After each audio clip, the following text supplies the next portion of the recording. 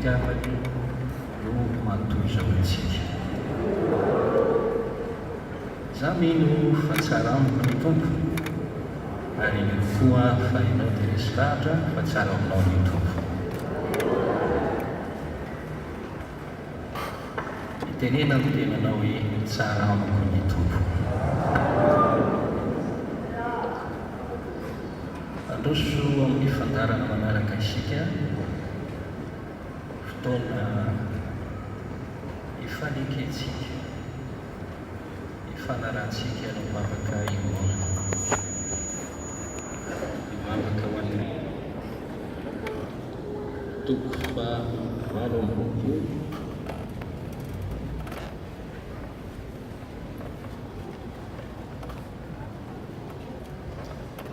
dimy fatelo ambinipolo sy faraiky amin'ny telopolo.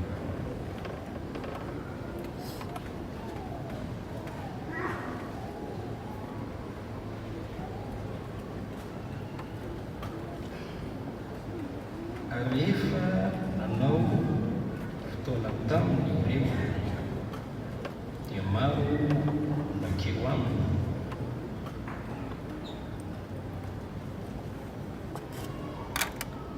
Tao an-trano ny toerany ary nanazava ny zavatra nanambara taminy fanjakan'Andriamanitra izy. Dia moa dia efa teny veriberina wakely amintsika eto. Ny faraiky amin'ny telopolo dia nitory ny fanjakan'Andriamanitra dia nitory ny fanjakan'Andriamanitra. Kolosianina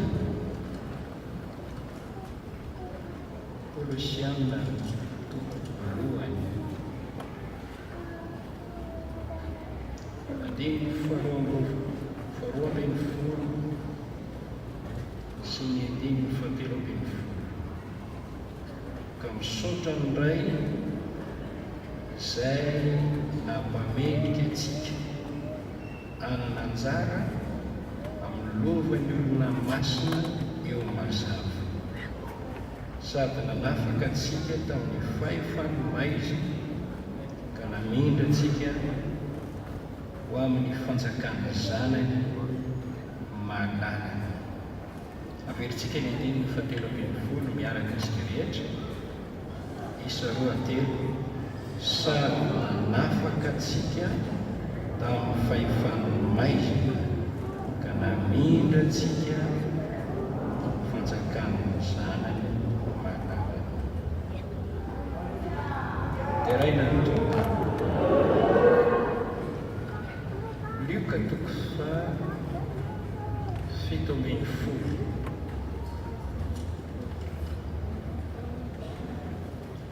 Ny andininy faraiky amin'ny roapolo miara-mamaky isika rehetra raha hita tompo. Isa 2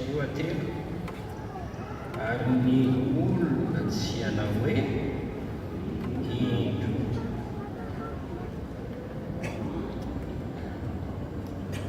fa indro ny fanjakan'Andriamanitra dia ao anatinareo. Averina Isa 2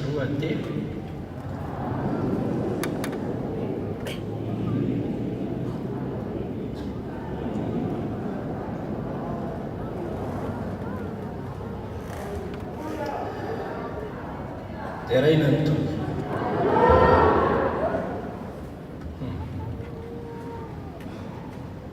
Tonga soa amin'ny fianarana ny tenin'Andriamanitra indray isika izao. Zaho dia faly miarahaba tsara avy tonga amin'izany fandaharam-potoana mahafinaritra izany.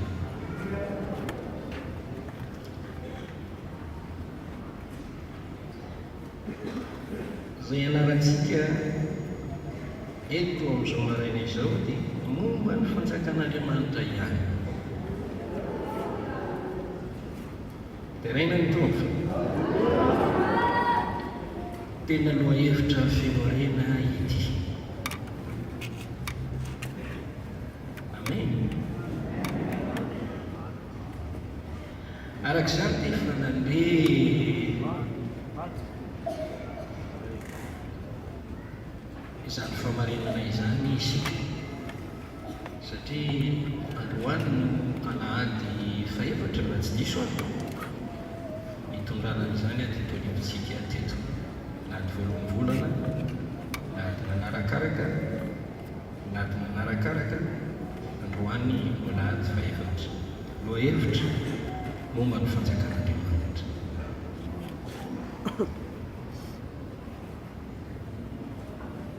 Mieritreritra hoe be nge Jesosy ny zavatra tokony mbola hotoriana ary mbola kosa leo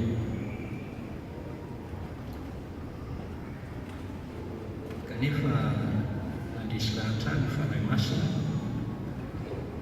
mbola noiza moa ity fampianarana ity. Dia raina ny tompo na dia efa nandray zavatra maro aza isika eoka tsy ho leo.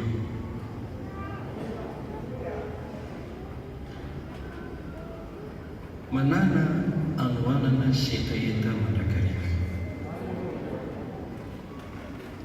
Tena miankavy ianao mihitsy mba hanana anoanana sy etaeta ny famarinana hatrany ianao. Ao Matthieu toko fahadimy dia nitoro momba ny fahasambarana Jesosy. Ray ny zavatra nolazainy dia hoe sambatra ny naona sy mangetaeta ny famarinana. Raha teo sambatra ianao dia aokanana noanana sy etaeta ny famarinana hatrany hatrany. Lalam-pahasambarana izany nona sy mangetaeta ny famarinana. Dia raina ny tompo izay ambara amintsika androany a dia araka ny voalazako teo toy n'izay fanambary. Amen. Misy teboka efatra ambara amintsika eto. Angamba mety verina ny sasany a satria dia miresana tamintsika izay lazain'i Jesosy momba ny fanjakan'Andriamanitra, holazain'ny apôstôly momba ny fanjakan'Andriamanitra, dia mety hiverina ny sasany. Na izany aza nefa dia misy tena zava-baovao tanteraka. Reto avy ilay teboka efatra. Raha vela amin'ny fotoana dia izahana ambara avokoa ireo. Voalohany, ny toetry ny fanjakan'Andriamanitra. Faharoa, ny fahatsapana ananan'ny olona masina izay ao amin'ny fanjakan'Andriamanitra na manana ny fanjakan'Andriamanitra ao anatiny.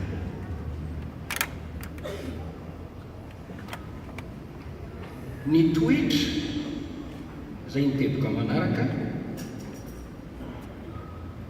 ny toetry ny olona ao amin'ny fanjakan'Andriamanitra hitanisa fomba fiainana isika eo. Fomba fiainana rehefa matsapa isika hoe izaho dia olon'ny fanjakan'Andriamanitra, ao amin'ny fanjakan'i Kristy no misy ahy,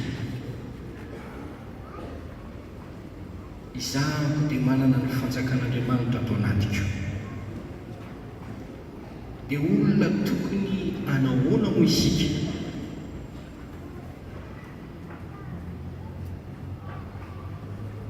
Ny toetrantsika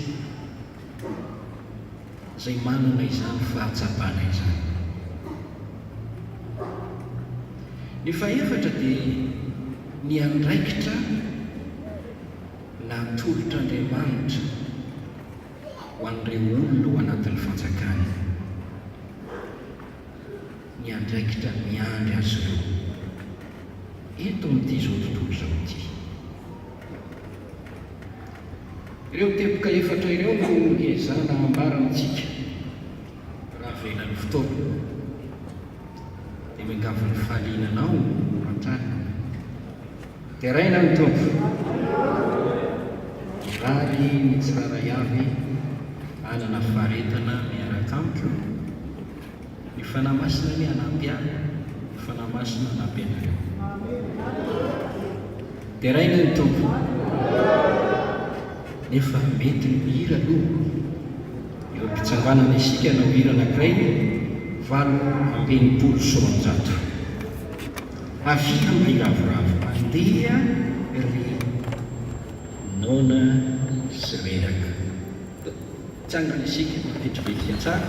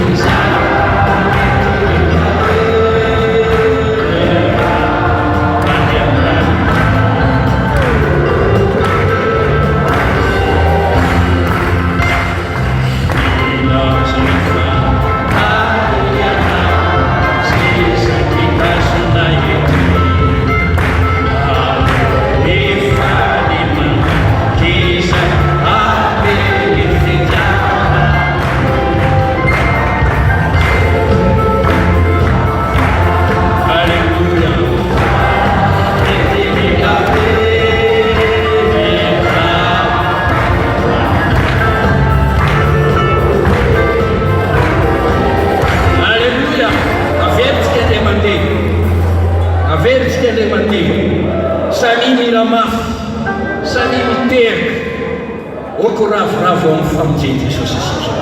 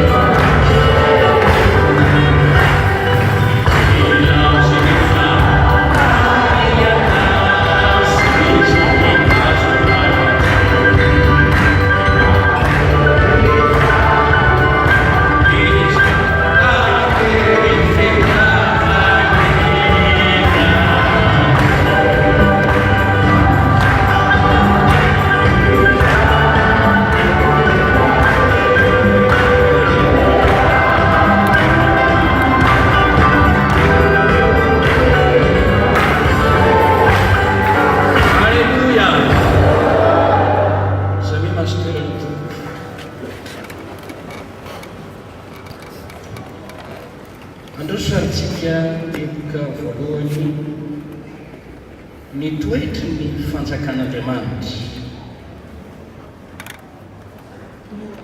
Ny Baiboly dia manambara lehibe ny fanjakan'Andriamanitra. Dia rao mitombo ao amin'ny tantara voalohany toko 7:20 Daniela toko 4:4-5:30 sy ny 5:30.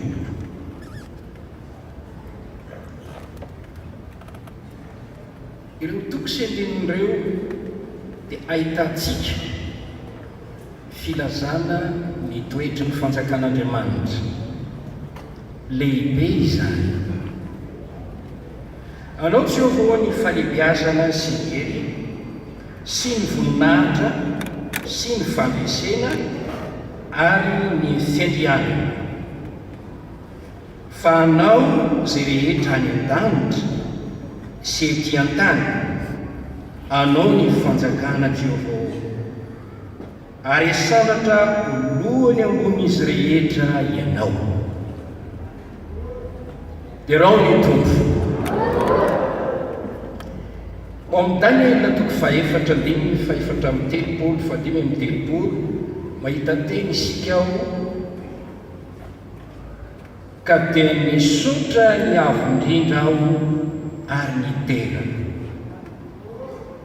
manao ny sitrapony amin'ny tafitry ny lanitra sy amin'ny mponina ety an-tany izy. Raha vao miresaka fanjakana isika dia miresaka fitondrana isika izany. Hoe fanjakan'Andriamanitra dia tsy maintsy resahana koa ny fitondran'Andriamanitra. Fanjakana, fitondrana, misy fanapahana sy fahefana. Dia raina ny tompo, lehibe ny fanjakan'Andriamanitra satria any an-danitra sy ety an-tany izany fitondrana izany. Dia raina ny tompo, manapaka ny any an-danitra izy, manapaka ny ety ambonin'ny tany ihany koa. Mampiseho fahefana ny an-danitra izy, mampiseho fahefana ety ambonin'ny tany ihany koa. Andriamanitra no mitondra izao zavatra rehetra izao. Dia raina ny tompo, jereo tsara ilay teny ao amin'ny Daniela: manao sitrapony amin'ny tafitry ny lanitra sy amin'ny mponina ety an-tany izy.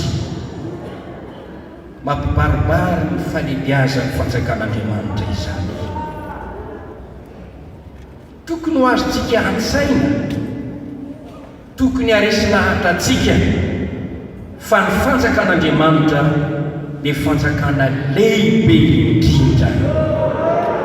Dia raina ny tompo, ny toetry ny fanjakan'Andriamanitra manaraka: mahery sy matanjaka ary mpandresy.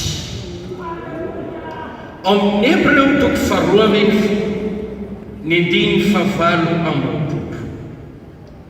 mahita teny tsika amin'ny andinin'io: fanjakana tsy azo ampiroroina. Ny fanjakan'Andriamanitra dia tsy mahazo ampiroroina, tsy azo atahorana, tsy azo rahonana, satria fanjakana mahery izany, fanjakana matanjaka izany. Dia raina ny tompo, fanjakana mpandresy izany. Dia raha Andriamanitra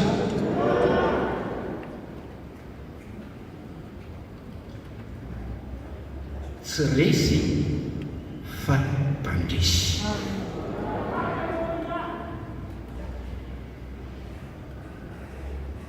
Betsaka nefa nanandrana niady tamin'ny ity fanjakan'Andriamanitra ity.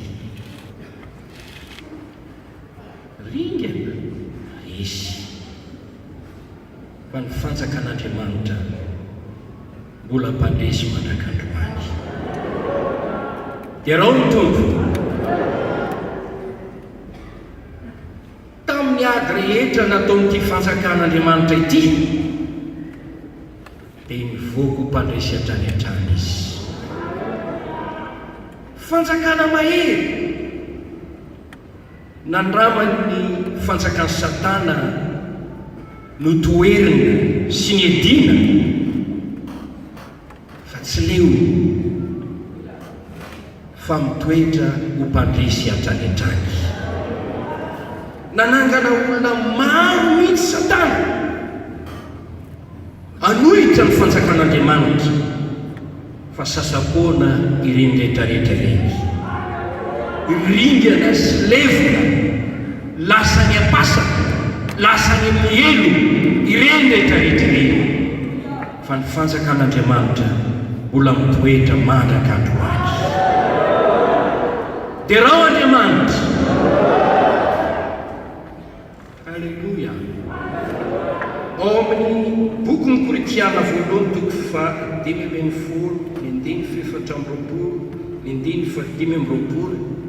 fanambarana toko 1:1, misy teny ao amin'ny Korinthiana dia izao no hitantsika. Ary efa afaka izany dia avy ny farany, ka amin'izany dia atolony ho an'Andriamanitra ray ny fanjakana rehetra, nofoanany ny fanapahana rehetra sy ny fahefana rehetra ary ny elo rehetra. Raha mitohy mino isika, mitohy manaraka an'Andriamanitra, mitoetra ny mahatonga hatramin'ny farany, dia ho hitantsika ho avy ny andro anankiray manana ny lazany izay andraisan'i Jesosy Kristy sy Andriamanitra amin'ny fahafinoana ny fanjakana rehetra, ny fahefana rehetra, ny fanapahana rehetra. Dia tsisy tsony izany fanjakany ranona na ranona na fanjakan'ny Satana izany, fa fanjakan'Andriamanitra tokana ihany no manjaka. Halleluia. Amin'io Korinthiana io, Jesosy dia nahazo teny fampanantenana hoe mitoery eto an-tanakavanako mandra-panao ny fahavalonao ny fitoeran-tongotra. Tsy maintsy manjaka izy mandra-panao ny fahavalony eo ambany fitoeran-tongotra. Ary ao amin'ny fanambarana toko 1:15 dia misy teny hoe lasan'i Jesosy Kristy ny fanjakana rehetra teto amin'izao tontolo izao. Aza matahotra ianao fa na mielona tahaka n'inona aza Satana, na mampiseho ny fahefana sy ny fanapahana amin'izao fotoana izao, satria tsy ny devoly rehetra akory no voafatotra any amin'ny elo, fa sasany eny amin'ny abakabaka, sasany nazeraka aty ambony tany, mandehandeha tahaka ny olona mierina amin'ny tany izay arapany, mba manorona fanjakana koa izy, manangana zanaka koa izy. Misy ireo atao hoe zanaka ny devoly, manana olona manompo azy koa ny devoly. Misy ireo mpiasan'ny Satana sy manompo ny devoly, ireny dia mikely aina sy ampiasaina mba hanangana ny fanjakana, dia ny fanjakan'ny devoly izany, ary mifanandrina amin'ny fanjakana izay orin'Andriamanitra eto amin'izao tontolo izao. Nefa ho avy ny andro hofanan'i Jesosy tanteraka izany fanjakany maizina izany, ny hery rehetra, ny fanapahany rehetra. Koa tiako ny mampafantatra anao fa ity fanjakan'Andriamanitra izay tohina aminao ity dia fanjakana mahery izy ity. Dia raha Andriamanitra fanjakana mandresy ary mpandresy, ka raha olona matsapy ianao fa olony ty fanjakan'Andriamanitra ity dia tsy tokony kivikivy zany ianao, tsy tokony horeraka ianao, tsy tokony hanary fanantenana ianao, fa ny fanjakana misy ianao dia fanjakana matanjaka, fanjakana mahery. dia raha Andriamanitra ny amin'izany averiko indray mandeha ny voasoratra ao amin'ny Hebreo 12:20 fanjakana tsy azo atoroina. Zany toetra ny fanjakan'Andriamanitra. dia raha mitombo ary ao anatintsika izany zany fanjakana mahery sy matanjaka izany. Marina ny tenin'ny Jaona apôstôly ao amin'ny epistely izay nosoratany manao hoe lehibe izy eo aminareo noho izay eo amin'izao tontolo izao. Jaona voalohany 4:4 lehibe izay eo aminareo noho izay eo amin'izao tontolo izao. dia mampaherenao aho ry mpino, ry olona vonjy, ry olona navotan'Andriamanitra, fanjakana mahery ny fanjakana izay totoinao, fanjakana matanjaka, fanjakana mpandrisy. dia raha Andriamanitra ny amin'izany tsy mety reraka io, tsy mety sasatra io. ao amin'ny Salamo 3:7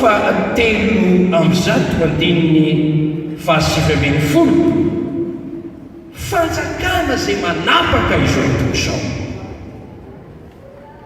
mahery zany, matanjaka izany.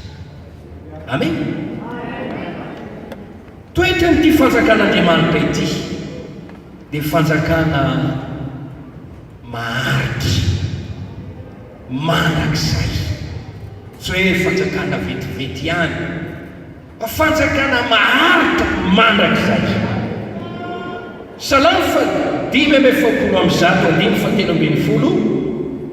fanjakana mandrakizay ny fanjakanao, ary aritra mitaranaka rehetra ny fandimby ny fanapahanao.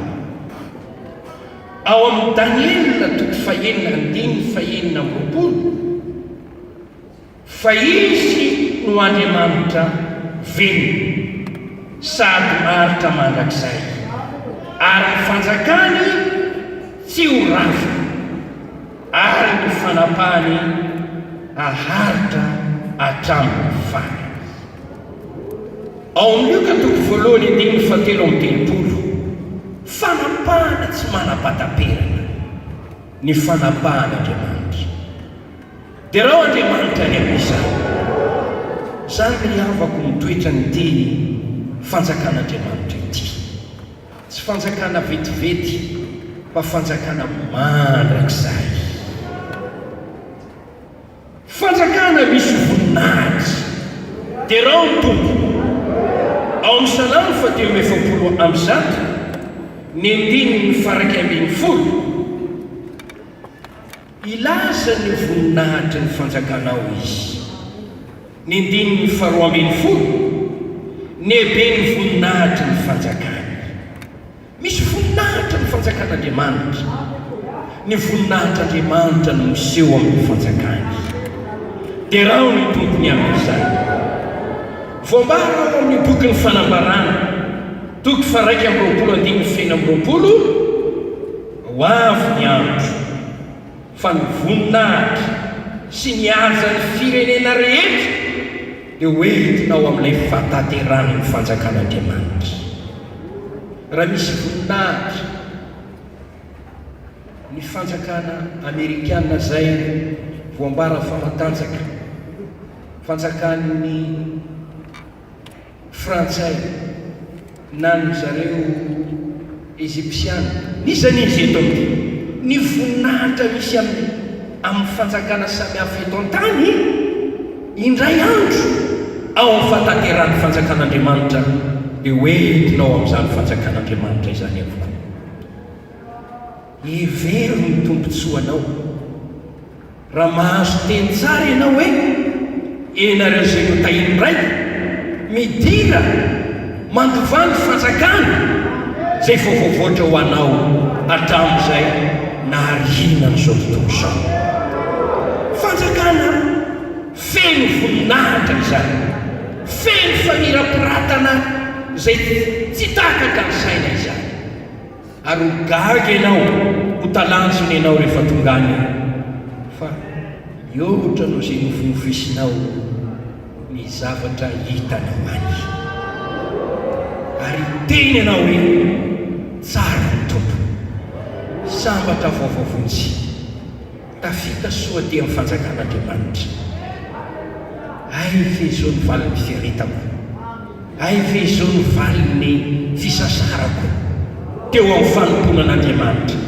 Misaotra Jesosy, tsara sy mendrika ny zavatra no manona ho azy, ka tsisy zavatra azoko lazaina fa tsy ny fisaorananao izay nampiditra eto amin'ity fantaterano ny fanjakana ity. Ny fanjakan'Andriamanitra dia masina, izany koa ny toetry ny fanjakan'Andriamanitra. Masina Andriamanitra tsotoa dia ilay mpanjaka ny mpanjaka, ilay tompo ny tompo, araka ny fanambaran'ny soratra masina.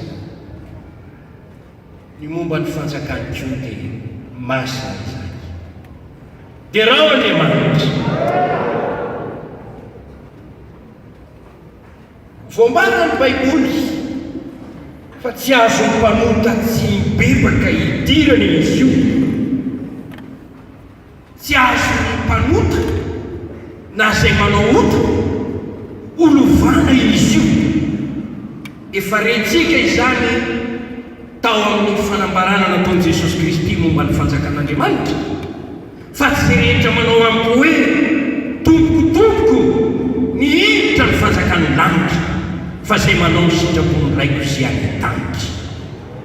Tamin'ny fanambaran'i Jesosy tompo manao hoe raha tsy mifafoy ianareo ka tonga tahaka ny zazakely dia tsy hiditra ny fanjakan'ny lanitra mihitsy ianareo.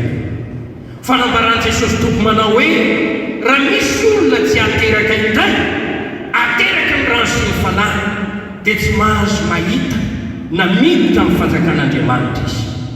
Ary amin'ny fanambaran'ny apôstôly Kortiana voalohany toko fahaenina andininy fahasivika hatramin'ny fahafolo, asa mety ho fitana ianareo fa ny olona tsy marina tsy mba hampitova ny fanjakan'Andriamanitra.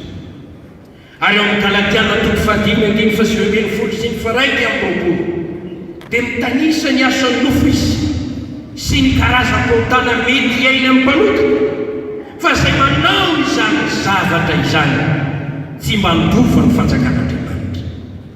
Efesiana toko fahadimy andiny ny fahadimy, tsy manana lova eo amin'ny fanjakan'ny Kristy sy Andriamanitra ny olombetaveta, ny mpanompo sampy, ny mpihery, ny mpivaroteny, mpitanisa, toetra na mpanota maro izy io.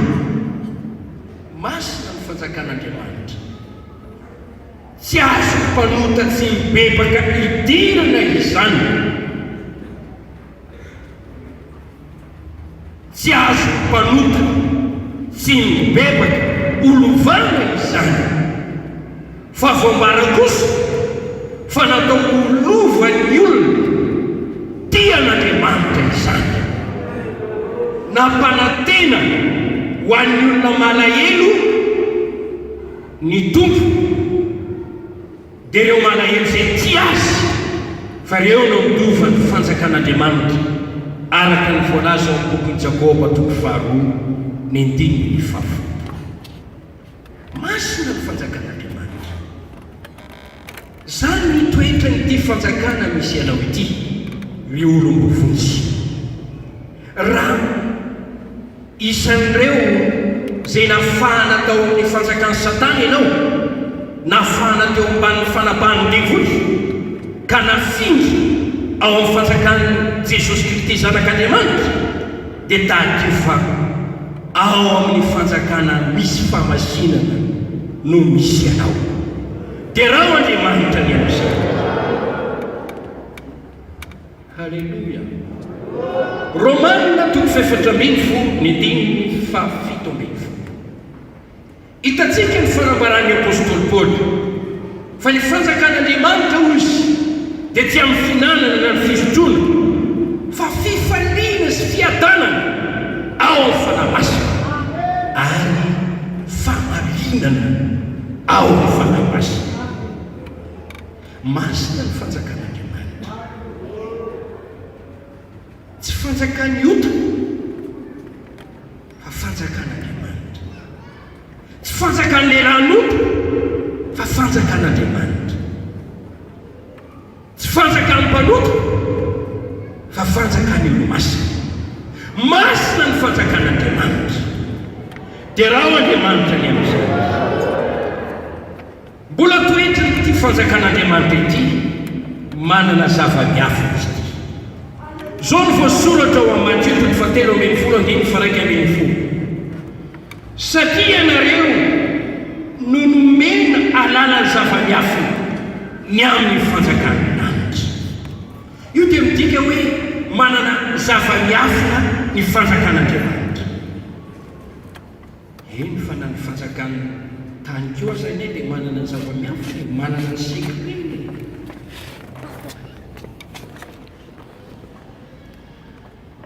Ny fanjakan'Andriamanitra manana zava-miafina.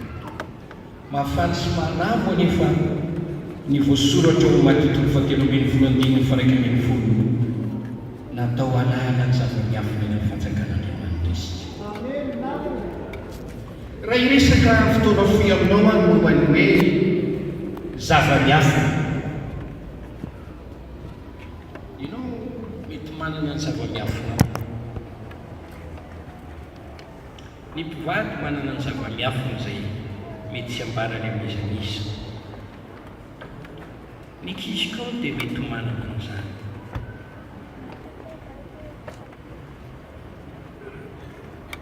Ny fanjakana koa dia manana ny zava-miafina. Fa na dia devoly koa aza dia manana ny zava-miafina izay afina. Izany no ahafahany mamitaka olona. Raha miseho hamitaka olona izy dia tsy ilaza mihitsy hoe izany devoly, izany Losifera, izaho ilay mpamitaka sy mpandaika. Angamba amin'ny olona sasany no mitolo-batana ny devoly hoe izaho ny Losifera, ataovy izao dia omeko alena ianao. Fa indraindray tsy miseho amin'ny mahadevoly azy ny devoly, mba ahafahany mamitaka, mba ahafahany mandaika. Hitanao moa ny mpamina ny satroka izay iraky ny devoly dia manana ny zavatra hafeny. Raha makao ao amin'ny fiangonana izy dia ambody mitafy odi-janak'ondry ho Jesosy. Fantany tsara ny fitafiany ondry dia mamody mitafy fitafiany ondry koa izy. Ny ondry tsy malala fa mieritreritra hoe ondry ihany ity, ondry ihany ity. Kanefa tsy ondry ho ondry amin'ny fisiony ivelany fa ambody ao anatiny.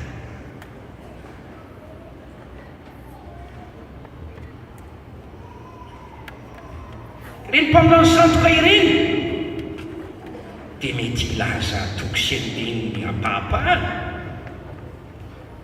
fa manafina ny famarinana sasany. Tsy feno ny fitoriny ny famarinana, tsy mitory ny famarinana ny Baiboly feno izy. Mety ampivavaka izy, mety hitarika ianao koa hiantso Jesosy azy, kanefa Jesosy hafa no ambarany aminao amin'izay fotoana izay. Ho ianao hoe tsy azoko, tsy mazava amiko. moa tsy fantatrao fa misy ny Kristy sandoka ary misy ny atao hoe Jesosy hafa, misy ny atao hoe filazantsara hafa, ary misy ny atao hoe mpiasa mametaka, apôstôly sandoka izay miseho tahaka ny mpanompo ny fahamarinana, kanefa tsy izany. Tsy mahagaga izany hoy soratra masina, fa na Satana aza ane dia maka ny endriky ny anjelin'ny fahazavana koa e, fa ny farany dia araka ny asany ihany izy. Eo indrindra no tokony amailo antsika ka anaraka ny taridalan'ny apôstôly Jaona hoe aza mino ny fanahy rehetra fa izao toeka ny fanahy na avy amin'Andriamanitra na tsy, fa maro mpaminany sandoka efa lasa amin'izao tontolo izao.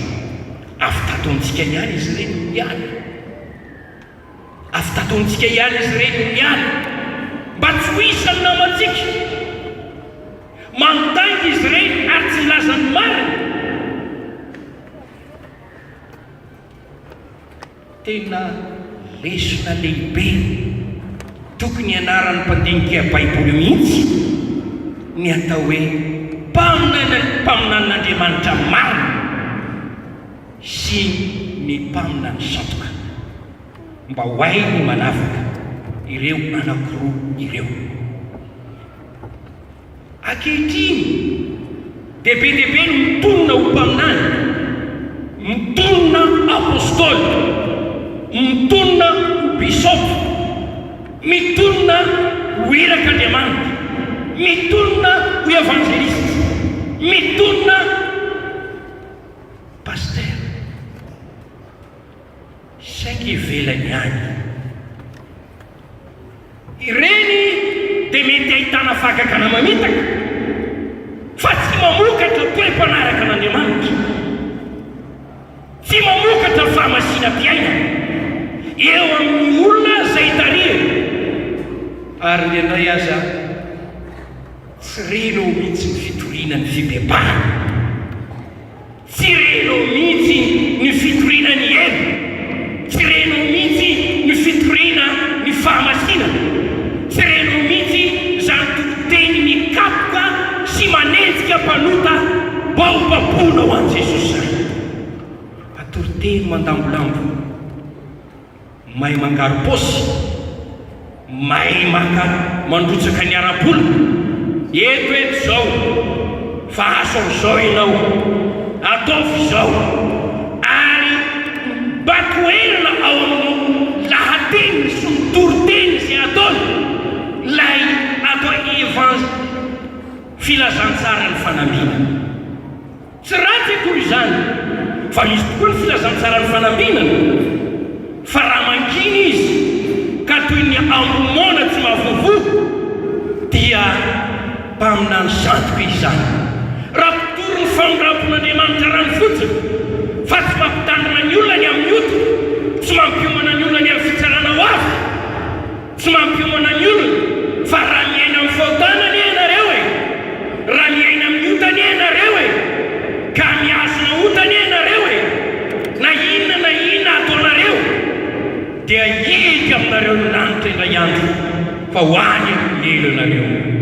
Sany izy ireny no mitory izany, manafotoana olona izany hoe izy, fa amin'izao andro izao efa reraky ny olona ny amin'ny atom-piaina, vaovao ratsy hitany any amin'ny gazety, reny any amin'ny televizion, akaviakavanana.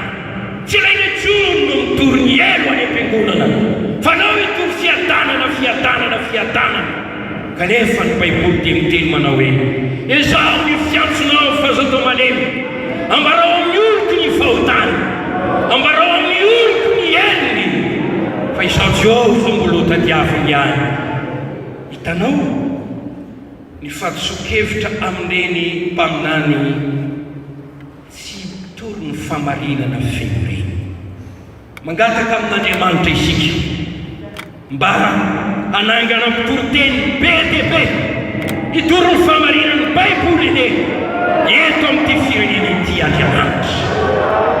Dia raha ny tompony amin'izany no resako izany ny amin'ny zava-miafiny Satana no ahafahany mamitaka ny olona ny bato moa ireo olona fatra-panitala nentin-drazana dia tariny ino ny fivavahan-drazana tamin'izay raha tany enty dia hoy mihitsy ty ambasadôry malagasy gaga ho izy manam-pahaizana ny andianina ho izy tena manam-pahaizana nefa manao Andriamanitra hafa zareo mivavaka amin'ny Andriamanitra tsy izy be dia be Andriamanitra omby Andriamanitra rivotra Andriamanitra olombelona be dia be olona malasa avy tany boky dia misy tempon-tsampo be dia be ary tiako no miteny aminao fa ny endy dia ny enimpolo na fitopolo isan-jato ny mponina dia iny to avoka ny kristianina dia telo isan-jato mihitsy nefa dia mahita tempolo be dia be ianao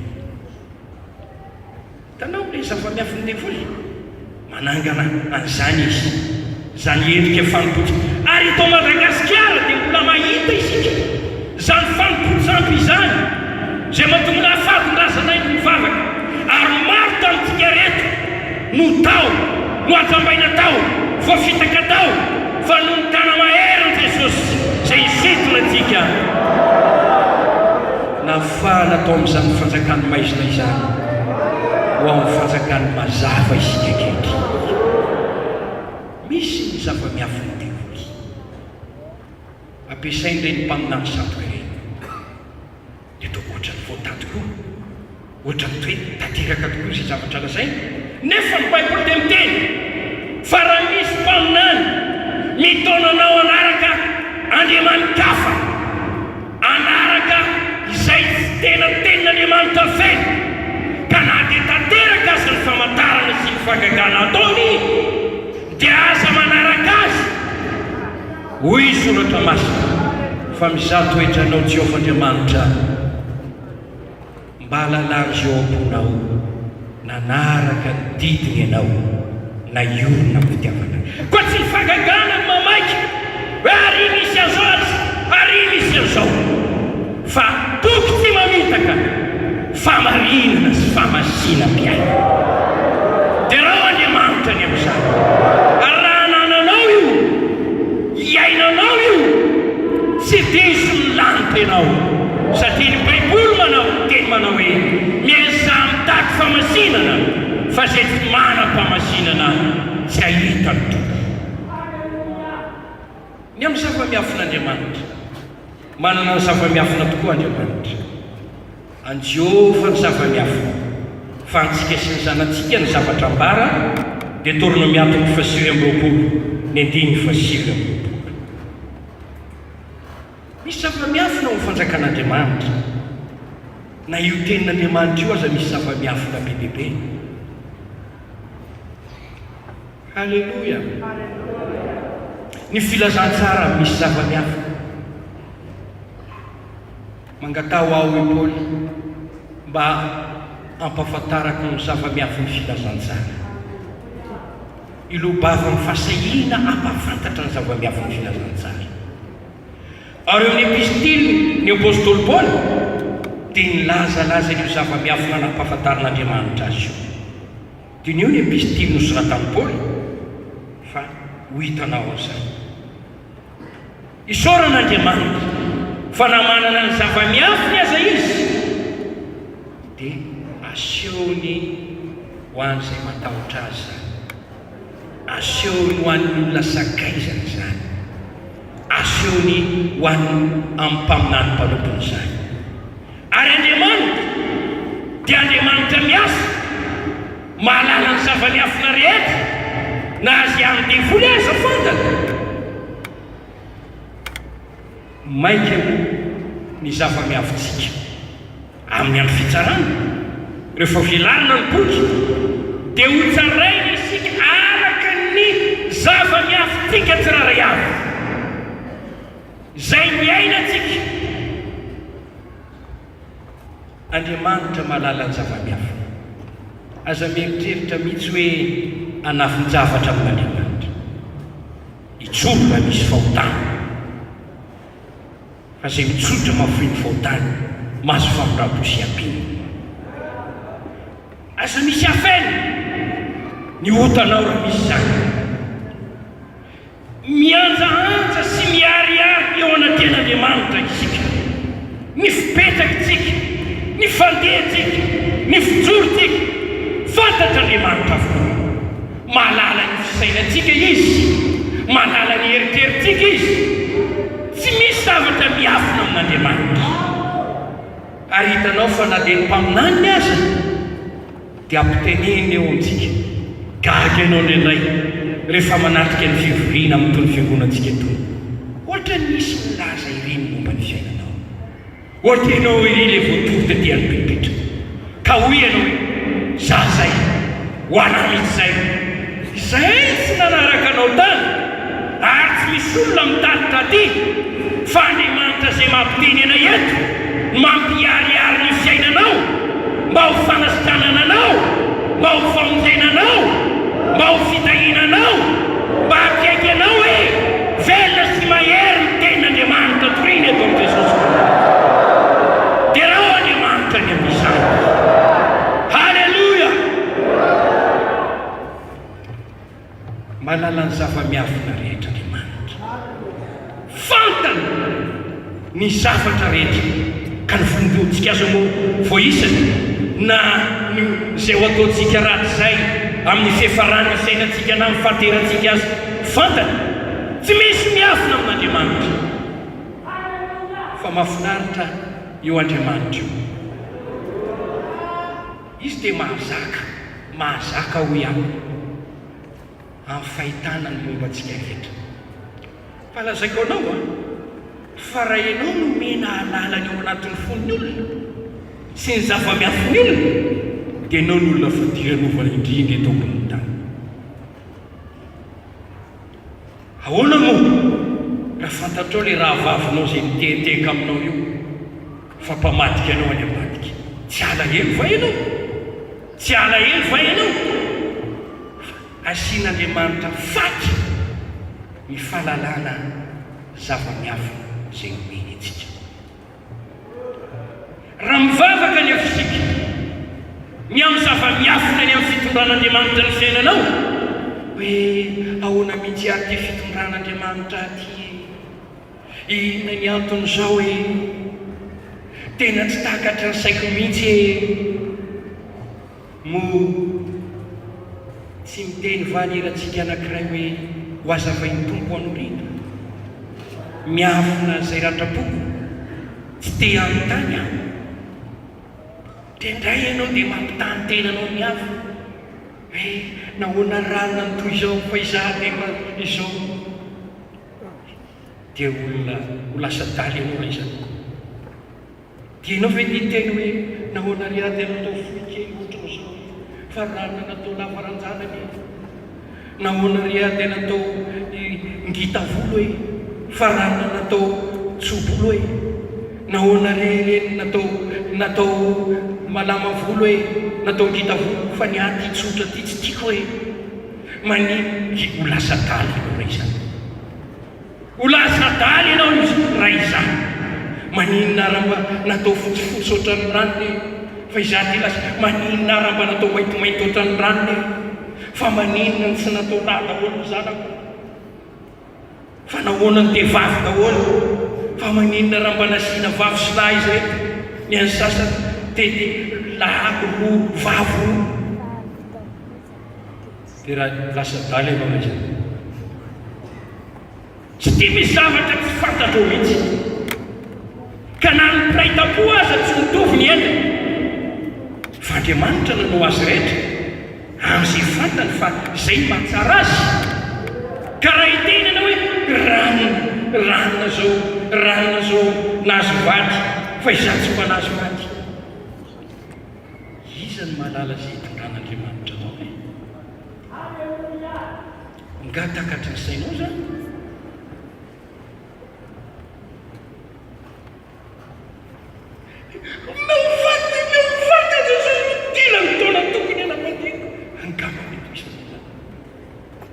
Tsy mandrenao a Jesosy fa aloha teny misy tsipeno mangatabady ahy andeha anambady ahy, kanefa manambady misotro toka sy mpamono vady ianao. Mafy be ny masoa Jesosy rovina ary ianao ny amonjy ity indray. Angamba raha mba niteny ny tompy manao hoe ianao anie tsy manan-ky alavitra hoe misy zava-miafina tsy takatra ny saina ny fitondran'Andriamanitra.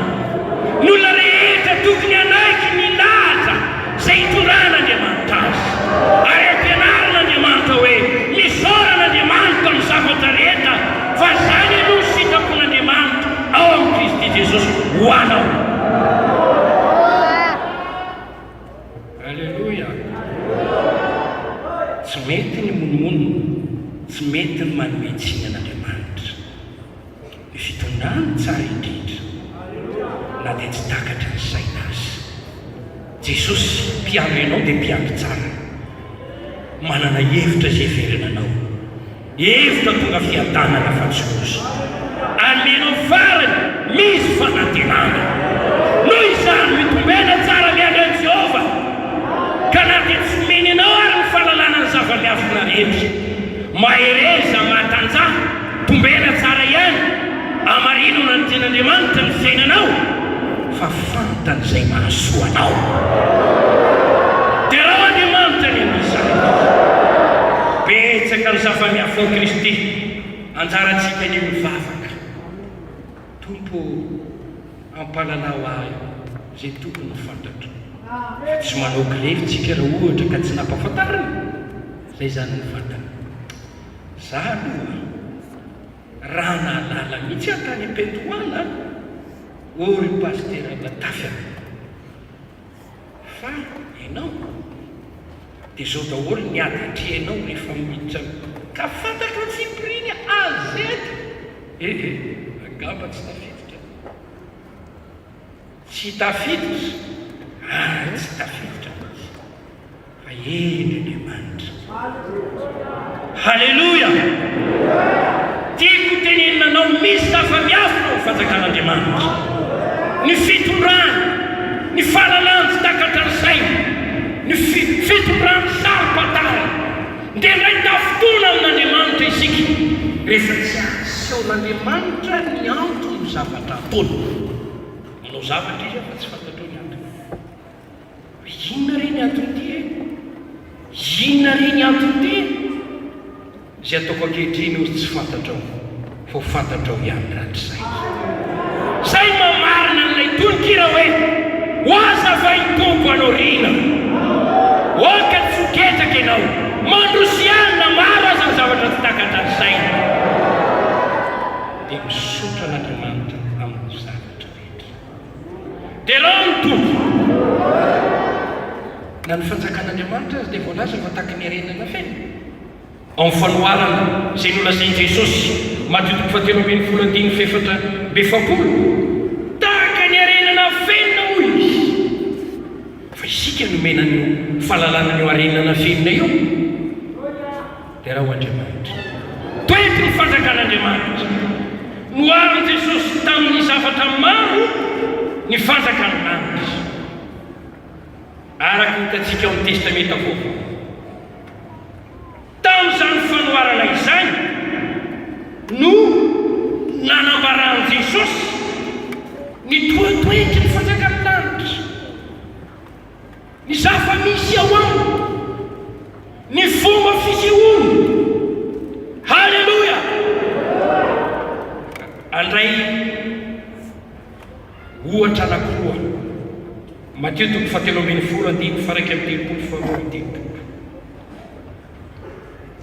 hoary tahaka ny voatsinapy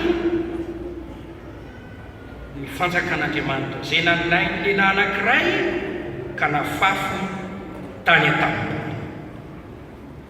Hitanao izany eo Matteo 7:13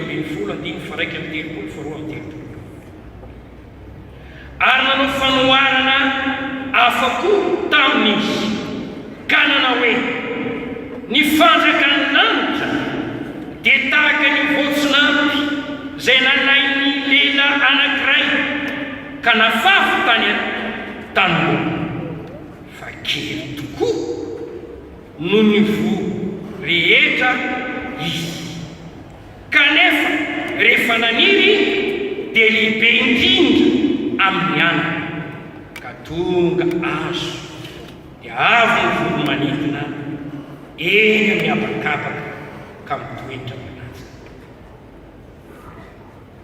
Anankiray dia le hoe masirasirana laila vehivavy natao tao anaty goba dia nahazo vongana rehetra. Milaza inona moa Jesosy raha nanao izany fanoharana izany? Milaza ny fisehoan'ny fanjakan'Andriamanitra kely mialehibe, kely maniry mitombo mamokatra, tonga azo misy rantsa, azo ny voromanidina miaraka. Lay masirasirana lay ravehivavy dia manambara ny fomba fiasa lay eny ao fanjakan'Andriamanitra, miasa magina mahazo ny vongana rehetra.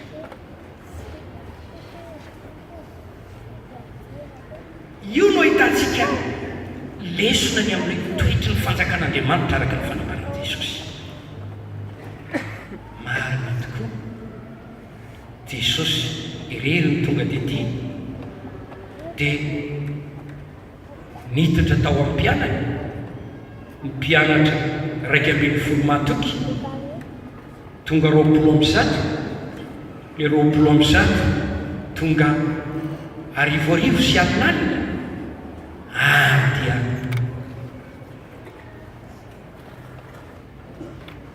manerana ny tany zany vahoakan'Andriamanitra zany ankehitriny. Nanomboka tamin'ny isa ray nefa tonga any amin'ny lavitra izy. Nanomboka tamin'ny kely kanefa mitombo ny alibe. Afaka miresaka ho isika ny amin'ilay finoana izay nambolen'Andriamanitra ao anatintsika izany. Kely aloha amin'ny fitoany, avy eo mialehibe, mialehibe, mialehibe, mialehibe, matratra ny finoana izay nananany olomasina. Manambara koa izany ny amin'ilay fahasoavana. Kely aloha ny fahatsapana, fa rehefa avy eo dia mialehibe, mialehibe, mialehibe. Dia ampahery ny toroteny zanaka sy zaky aho. Za zao nanomboky ny toroteny dia izao. Adikako aloha ilay toroteny ilay pastera.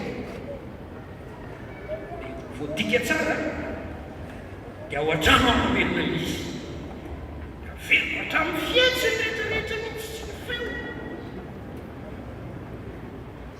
Efa avy eo amin'izay lasa izay mivoaka.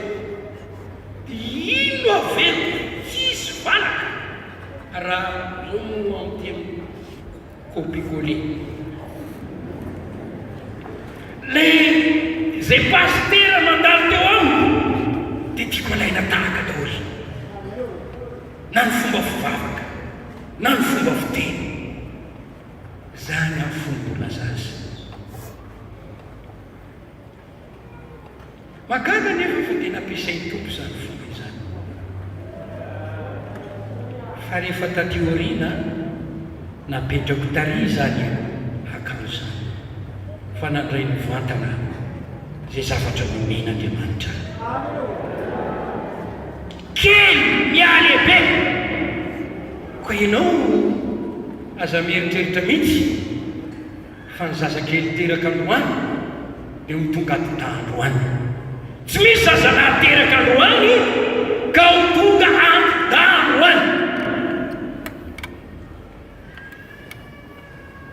Teraka dia miaina dia mitombo, dia mitombo, mitombo, mitombo. Tatak'izany fiasa ny fanjakan'Andriamanitra ao anatin'ny fon'olombelona. Aza dia mananatra anareo mpinitra anay. Raha mahita olom-baovao ianareo vao manitsaka ny tony fiangonana itony. Aza maika moka didy sy lalàna, aza maika moka didy sy lalàna. tsy hoe olombao voatongaroany io dia ho terentsika dia anoany dia ho tonga tahaka anao.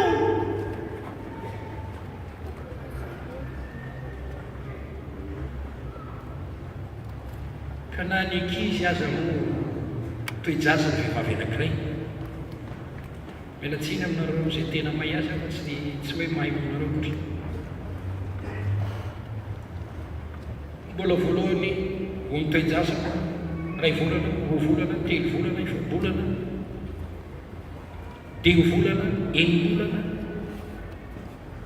Raha ohatra misy zavatra tsy na 7 volana mety hiteraka dia mety velona ilay zaza, mbola mila fikarakarana be. Raha 9 volana maty, 6 volana teraka. Ititsika tsy mahay miteraka olona ao amin'ny tombo ty.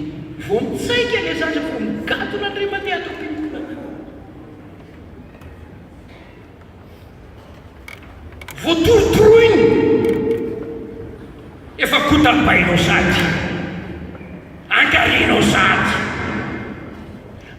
Za dia miteny aminao, mivavao an'ireny olona ireny, ary io fitiavana ireny olona ireny. Paoly dia miteny manao hoe ny fomba niterahany olona atao amin'ny Kristy dia tena nahay nanao fanorenana izy. Ty ampahafantatra anao hoe ny fomba fisehoan'ny fanjakan'Andriamanitra, fanorenana azy ao anatin'ny fony olona dia misy planina sy rafitra ilaina faharetana izany. Ary kely mialehibe, kely mitombo amin'ny famatorana, fatsotsana mandroso amin'ny fivelarana sy famatorana. Matoko ny tompo isika, ary tiako ny ampaherenao.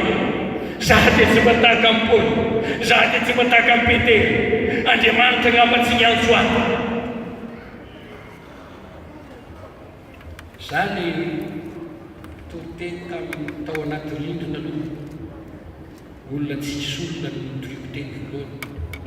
Dia avy eo aho nitoriteny tamin'ny olona vitsy, dia avy eo aho nitoriteny teny an-tsena, dia avy eo aho nitoriteny isa-tokantrano, avy teo lasa nitoriteny nanao évangélisation, ary avy eo lasa samy toriteny amin'ny olona marobe. Misy fendohana ary misy atana-tohatra na amin'ny rana ho amin'ny fampisoana, fa tsy arikoany dia arikoany dia mitonga tahaka an'izao na tahaka izao. Aza matahotra fa mandrosoa ianao. Mandray andro any ianao, mety hafita lehibe noho izany pasteur natavy izany. Mety hafita lehibe noho ny anankiray aminay reto. Raha mitoy mandroso dia raha ny tompony amin'izany, inona zany ny tokony atao? Fanjakan'Andriamanitra dia manana hery asa mangina ho amin'ny fampitomboana, ho amin'ny fampandrosoana, mandrapahatratra ny vongana rehetra. Ary matoky aho fa nao amin'ny fianakavianao ko azy, ianao aloha ny voalohany, dia avy teo vaovonjy indray rano dia nisy nanampy indray ianao. Zany ny fomba fiasan'ny fanjakan'Andriamanitra, ary zany mampatoky antsika fa ho rakitra Jesosy mamonjy an-tany amin'ny fokontany ty Madagasikara eto. Dia raha ny tompo, halleluja! Mba afapisana anao dia mitsangana kely manao fa halleluja. Halleluja!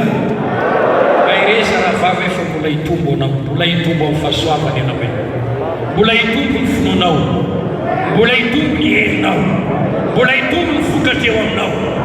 Oky ianao androso an-tany, oky ianao androso an-tany. Halleluja! Izao toerana tompoko. Fanjakan'Andriamanitra no nasiana teny teo, toetry ny fanjakan'Andriamanitra no nasiana teny teo. Inona moa no azo lazaina hafa koa?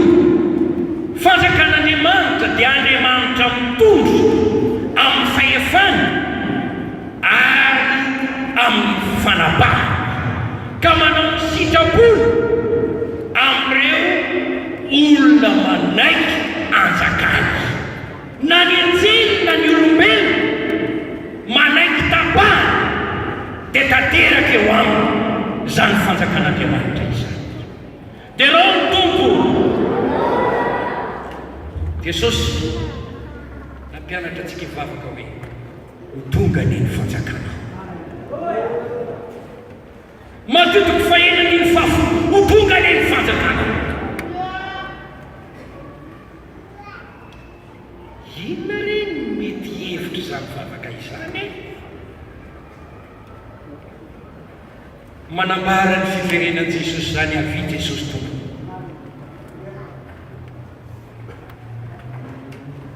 Manambara ny fiverenany anjaka ty ambony tany zany. Zay amatitra ny devoly mandrindry ny rivotaona any amin'ny elo ka nome ilay lanitra vaovao sy tany vaovao zay toeran'ny fahamarinana. Nefa koa fanazanan'i Jesosy hiasa ao anatintsika, ao amin'ny tokantranontsika, ao amin'ny akonantsika, anorona fanjakana mba handrava ny fanapahany devoly, ny fanjakana Satana, ny fahefana. Efa mivavaka ianao avy Jesosy io manjakato, manjaka amin'ny saiko, manjaka amin'ny hevitro, manjaka amin'ny fitiavanao, manjaka amin'ny sitrapoko. Za dia olona manaiky anjakanao, ianao mpanjakako. Tiako be le hira hoe raiso ny fiainako anjakao.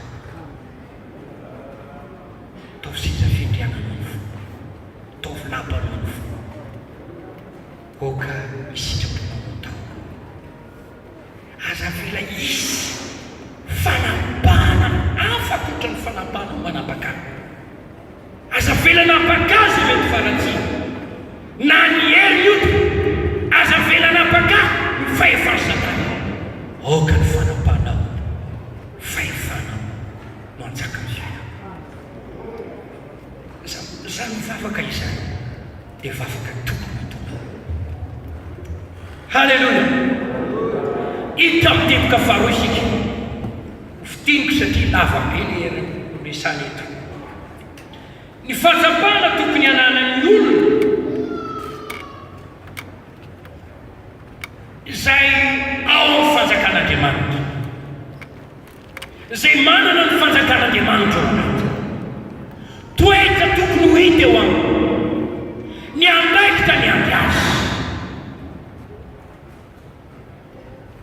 Ao amin'ny Kolosiana toko voalohany andiny faharoa folo fahatelo ambin'ny folo, ny olo-mavonjy dia voambara fa ao amin'ny fanjakan'i Kristy zanak'Andriamanitra. Satria efa niova fo, efa nibebaka, efa voavela ela, efa nosasana tamin'ny rano Jesosy sy ny tenin'Andriamanitra. Satria efa no amasiny, no amariny, no mena voninahitra tamin'ny tenin'Andriamanitra, tamin'ny rano Jesosy, tamin'ny fanahy masina. Ao amin'ny Luka toko fafito ambin'ny folo andiny faraky amin'ny roapolo, Jesosy niteny tamin'ny mpianatra ireo mpanaradia azy, indro ny fanjakan'Andriamanitra jerena ariva ao anatinareo.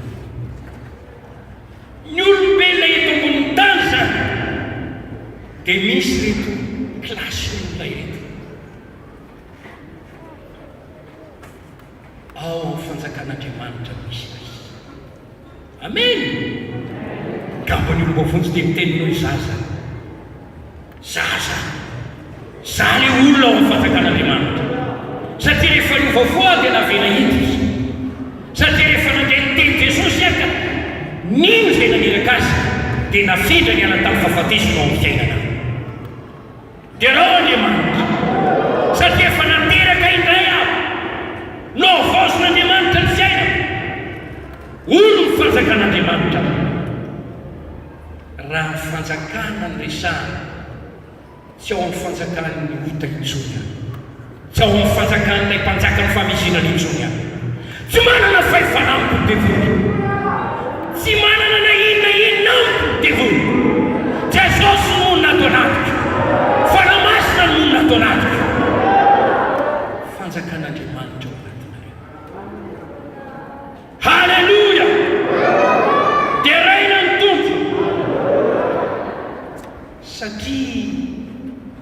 ao anatin'izany kilasy izany ianao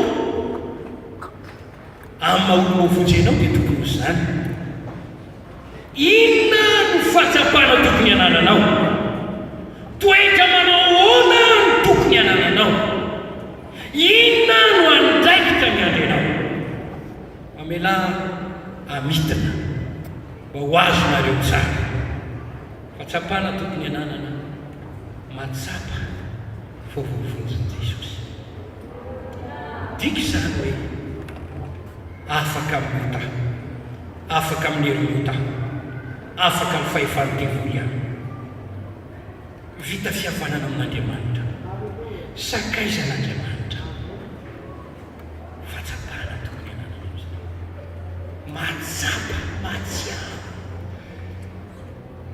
anaty ampanahy eo amin'ny fiainana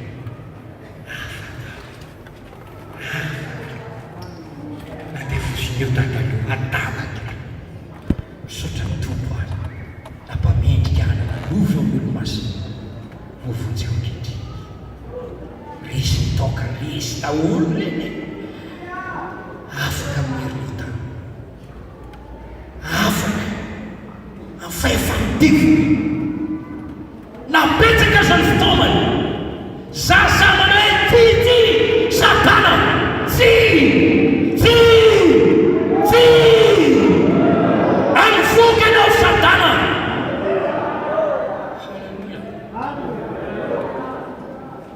matsiaro mandresy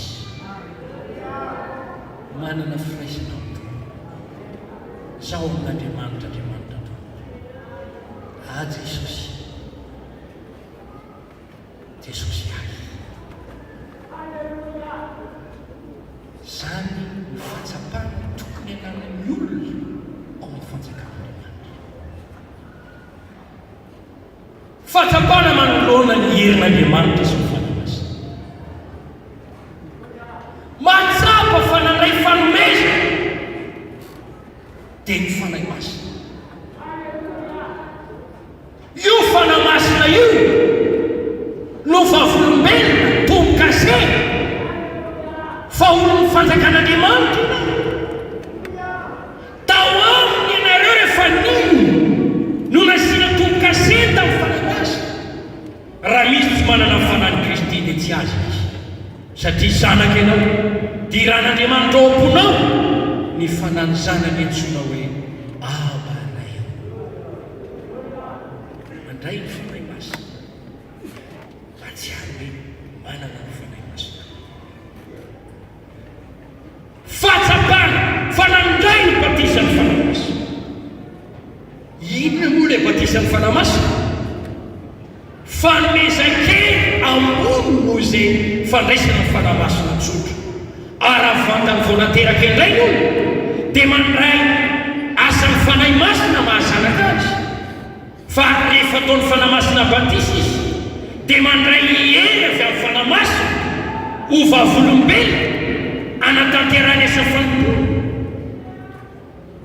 mandray fanomezam-pahasoavana avy amin'ny fanahy masina halleluia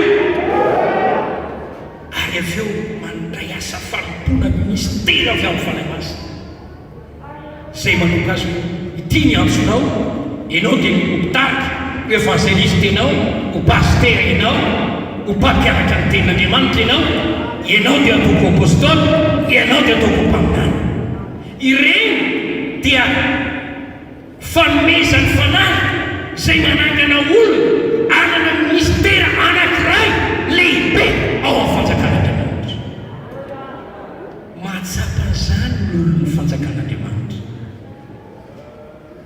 amarino ny vokatry ny fanahy Galatiana 3:22 vokatry ny fanahy fitiavana voatanisa fa ity koa fahatsapana tokony tsara mahatsapa ny fanandren'i Jesosy mandrakariva halleluia dia raha Andriamanitra tsapanao mihitsy hoe eto Jesosy manatrika eto izy miaraka amiko izy momba izy tsy rery aho na mety ilaozan'ny olona izy ianao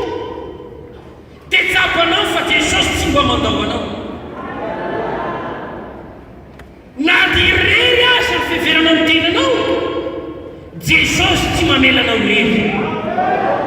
Hoy Paoly ny tompony joro teo anilana, ka nampahery aho mba ho tanterako ny fitohiteny. Ary zaho hoafana miasa ratsy rehetra, ary ny tompona nafaka tamiasa ratsy hitahiry amin'ny fatsakany any an-danitra.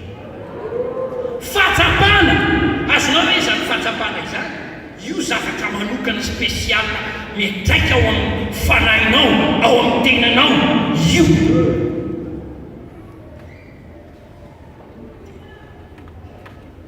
hitany masonay, tsapai ny tananay, misy fatsapana tsy azo lafo miatraika amin'ny fanahinao. Voavonjy aho.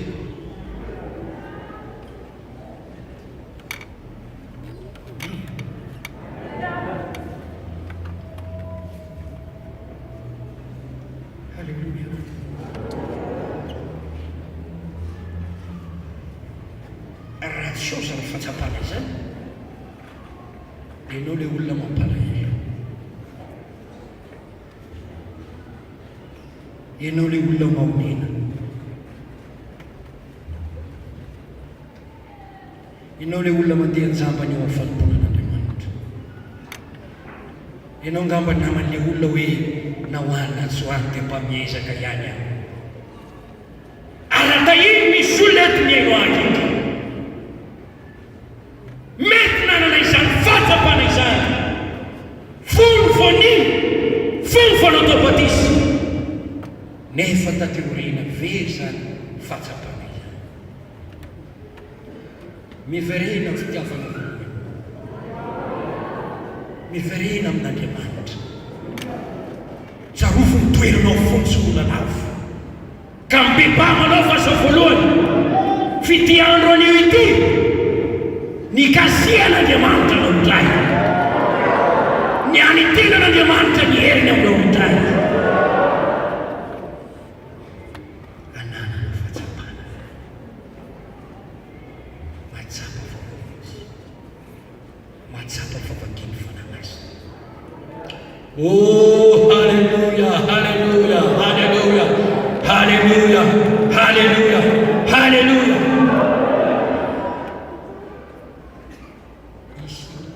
Ikasika indray ny lelanao, iteny amin'ny teny izay tsy volainao indray. Hitanao indray ny fisian'ny fanaso mandray le fatsapana ny fiangonana Pentekôtista Taribeboany ianao. Dia raina ny tompo, zavatra tsapa izany, fatsapana iaina, ananana, satria olo fanjakan'Andriamanitra ianao, ao amin'ny fanjakany Kristy ianao, manana anjara lova eo amin'ny lovan'ny olo-maso. Dia raha ho Andriamanitra, tsapanao ny fanatreha Jesosy.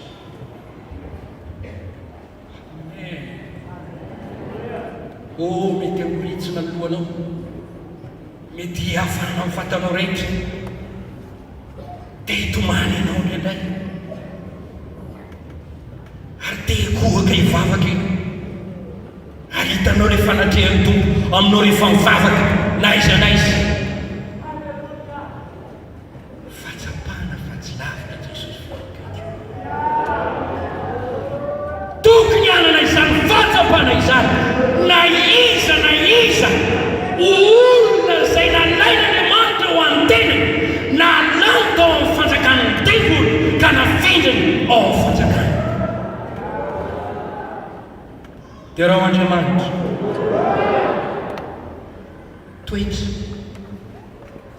toetra mahazanak'Andriamanitra,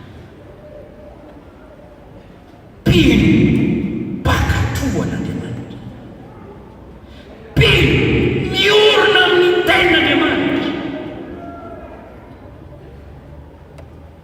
pino mandeha amin'ny fahazavana, pino mandeha araka ny fitarian'ny fanamasina, pino malety teny, pino malety fanahy, pino Pino mpamindra fo sy mpamela herina.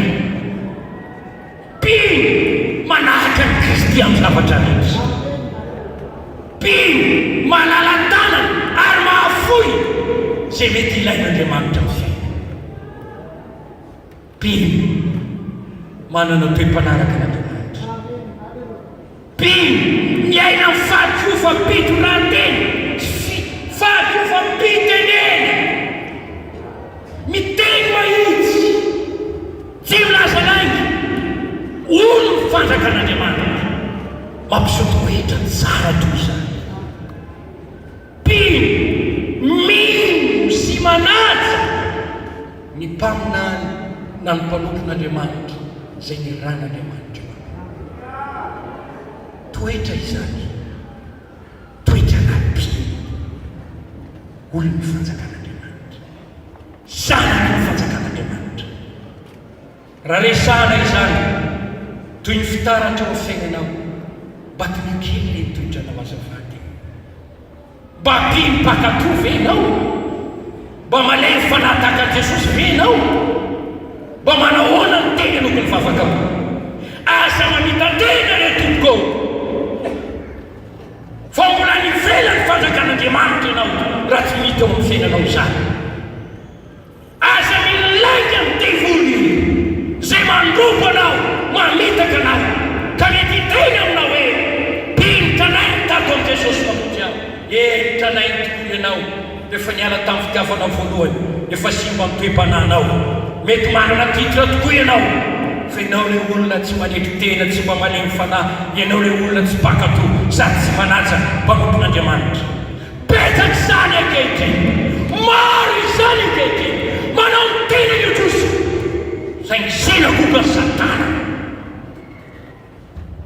Mivavaka amin'Andriamanitra izay, mba tsy ho zany enenao, fa ny toetranao dia toetra mamirapiratra. Manangitra ny voninahitran'Andriamanitra. Asehoanao mihitsy hoe tahaka izao izany olona ho amin'ny fanjakan'Andriamanitra.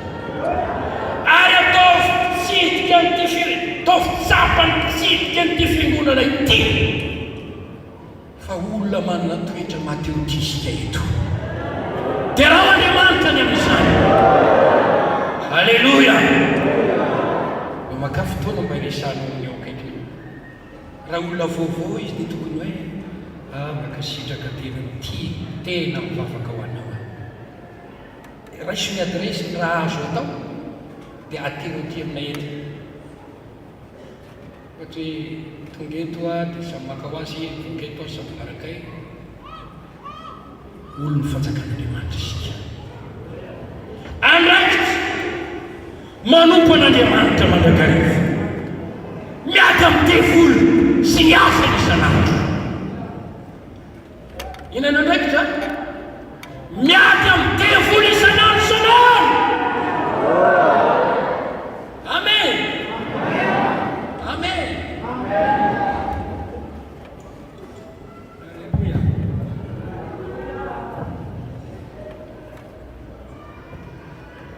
Za tsy maintsy mandeha amin'ny devoly isanandro,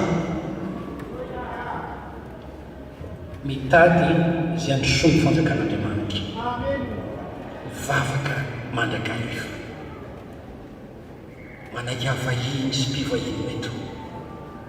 Nda ihany andao ty tady ho any amin'ny fanjakan'Andriamanitra zay matematisika. Tsy tia an'izao tontolo izao, fa mitombo ny fitiavana Jesosy. Manaiky ny fanapahan'Andriamanitra. Halleluja!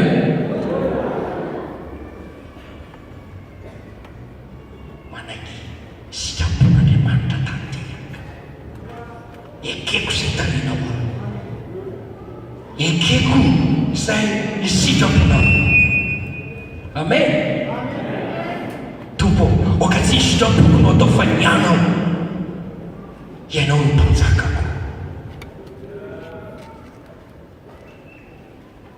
Miandry amin'ny paharetana,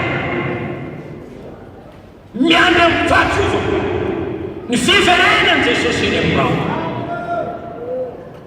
Andraikitra izany. Aveko manompo n'Andriamanitra manakary miady amin'ny telo isan'andro. Olona fanjakan'Andriamanitra mila miady amin'ny telo. Raha tsy zany ianao averiny ao amin'ny fanampahany iray, fa ianao mila miady aminy, manao tsy amin'ny fotoamany, mandroaka azy amin'ny anaran'i Jesosy, miorina tsara amin'ny finoana, mety mafy miady, mety maharitra miady, fa izay haino andraikitra dia miady amin'ny devona. Oh, halleluja.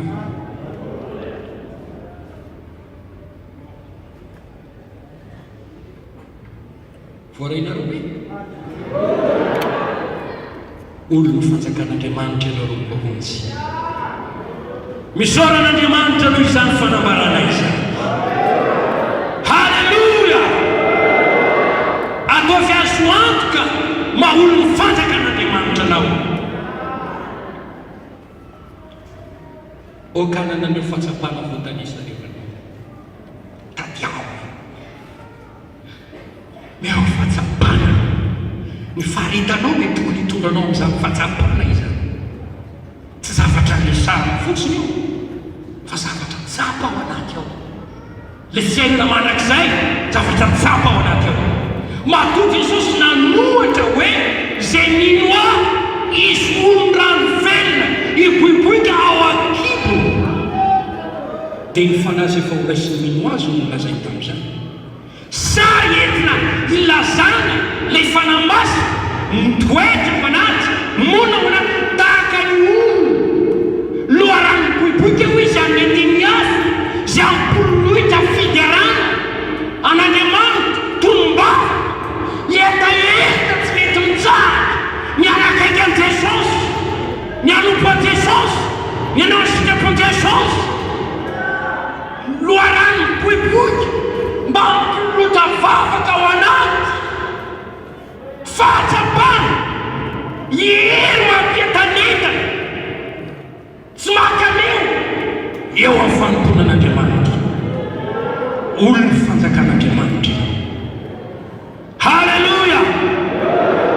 Raisy io fahatsapana io, tadiavo io, raisy ny andraikitao. Oka anakire olo-masina ianao tahaka nataon'ny apôstôly sy ny namany rehetra mba homendrika ny fanjakan'Andriamanitra isika. Tesaloniana voalohany toko faharoa andiny faraika ambin'ny folo faharoa ambin'ny folo, Petera faharoa toko voalohany andiny fahafolo faraika ambin'ny folo, mivavaha mba ho tonga amin'ny fanjakan'Andriamanitra. Mangatay e hoy ao amin'ny mpinitsirary avy, mangatay e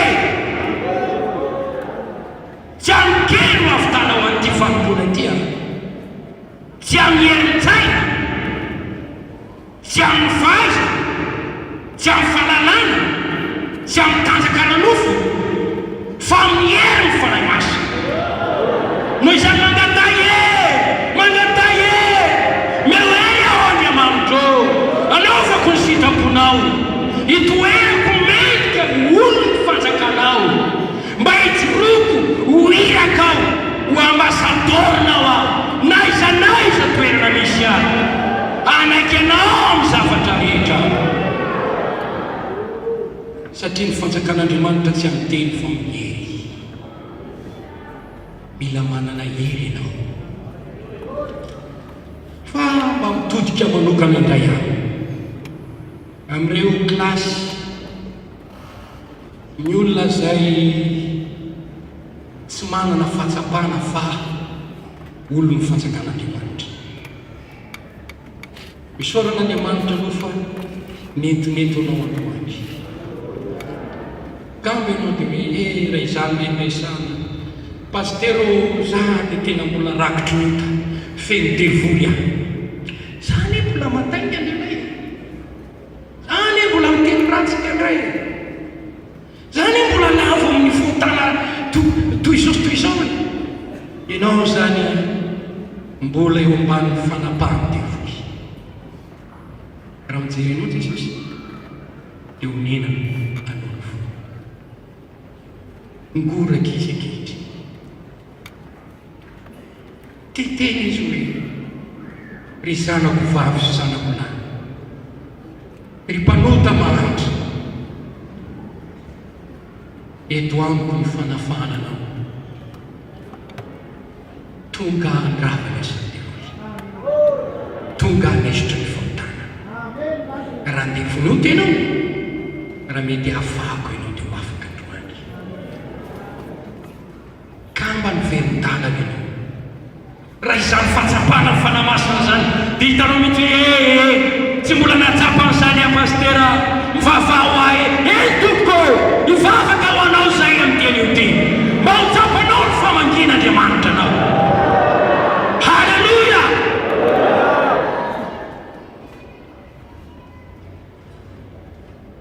Tsarory tea mamy fatorana ataony devoly ao fiainanao Jesosy. Zao misy olo andavana isan'ny devoly. Izy ny zanak'olon'Andriamanitra izay nasehoany izy tao ny voatany sotoa zao.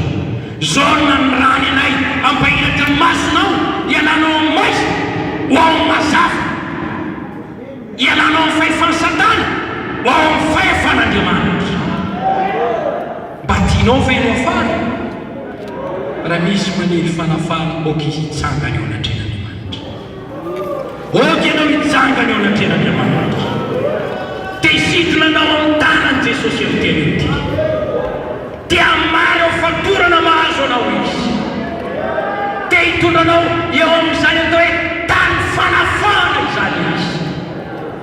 Halleluja!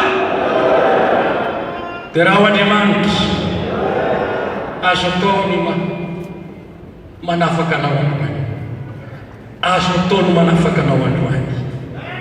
Ny fahasoavan'Andriamanitra dia ampy, afaka mianao fanjakany devoly anao anio. Jesosy mihitsy ny ilainy ianao atsanganao fotsiny tananao, Jesosy ao afao alao ato amin'ny fanjakany devoly aho, izy tomy ay eto amin'ny fanjakanao aho, dia izy fagaganao ataony amin'ny fiainanao. Halleluja, halleluja, halleluja, halleluja, halleluja, halleluja, halleluja.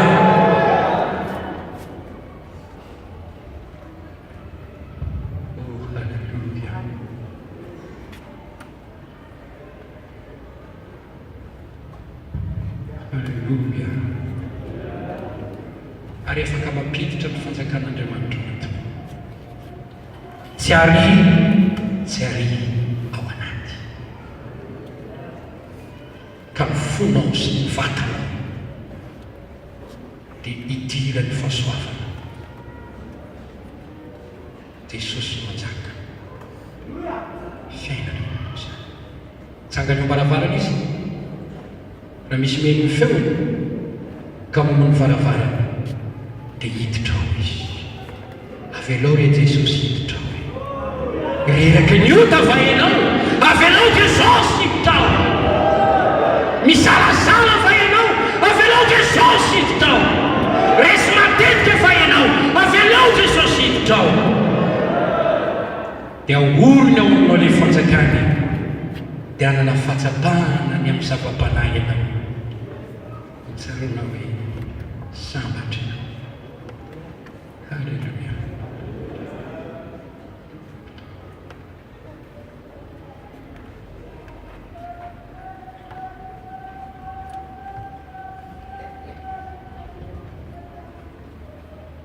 Halleluja, halleluja.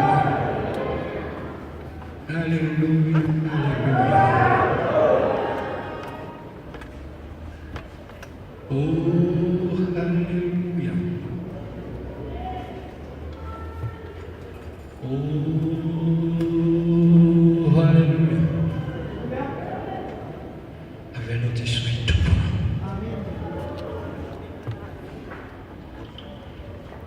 Hitsangana isika aino ray aman-dreny, hitsangana isika no hira hoe avelao Jesosy tompona. Tsika rehetra mihitsy.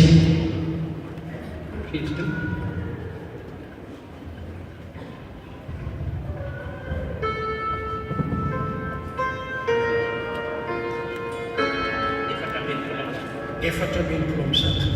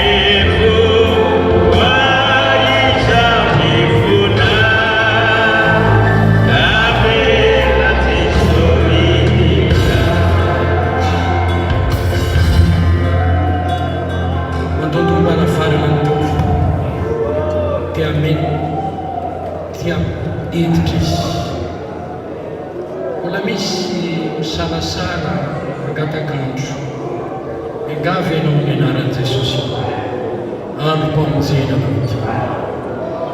Halleluia. Laverentsika ity ianao maimaina averentsika ity efatra ambin'ny folo am'izay.